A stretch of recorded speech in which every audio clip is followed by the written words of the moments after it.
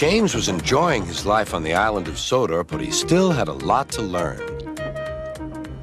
"You're a special mixed traffic engine," said Sir Topham Hatt. "You can pull coaches or freight cars quite easily, but you must learn by your mistakes." James knew what Sir Topham Hatt meant. He could well remember that dreadful accident on his first day. "Be careful with the coaches, James," said kind little Edward. "They don't like being bumped." Everyone came to admire James. "I'm really a splendid engine," he thought, and suddenly let off steam. Whoosh! A shower of water fell on Sir Topham's nice new top hat. Just then the conductor blew his whistle, and James thought they had better go. Go on," he puffed to Edward. Don't push," replied Edward. The coaches were grumbling too. Don't go so fast. But James didn't listen.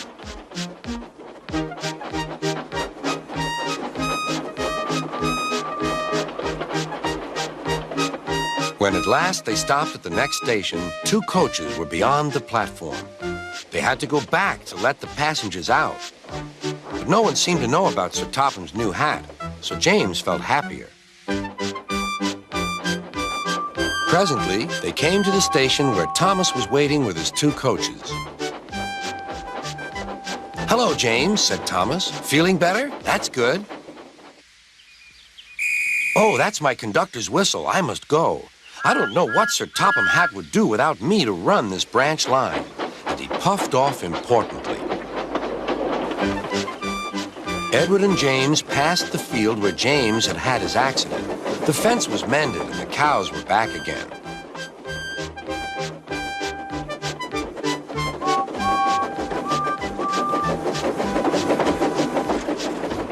They ended their journey and rested before setting off for home.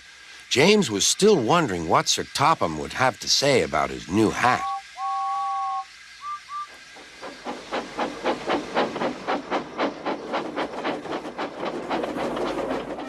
Next morning, he spoke severely to James. "If you can't behave, I shall take away your red coat and have you painted blue." James didn't like that at all.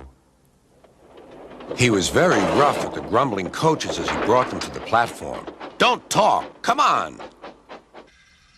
Gordon never has to fetch his own coaches, he thought to himself, and he's only painted blue.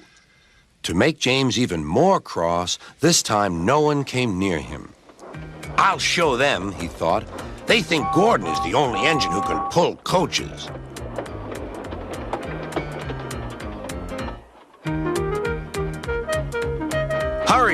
Hurry, puffed James. You're going too fast, replied the coaches. James laughed and tried to go faster, but the coaches wouldn't let him.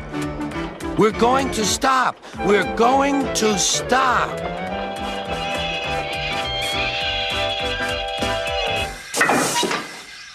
What's the matter? James asked his driver. The brakes are on. Leak in the pipe, most likely. You've banged the coaches enough to make a leak in anything. How shall we mend it? Said the conductor. We'll do it with newspaper and a leather bootlace, replied the driver. Well, where is the bootlace coming from? Asked the conductor. Ask the passengers, said the driver. You have a leather bootlace there, said the conductor to a smartly dressed man. Please give it to me. I won't. Then I'm afraid the train will just stop where it is.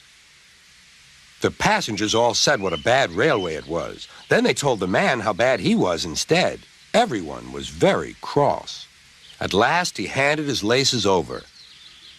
The driver tied a pad of newspaper tightly round the hole in the brake pipe, and James was able to pull the train.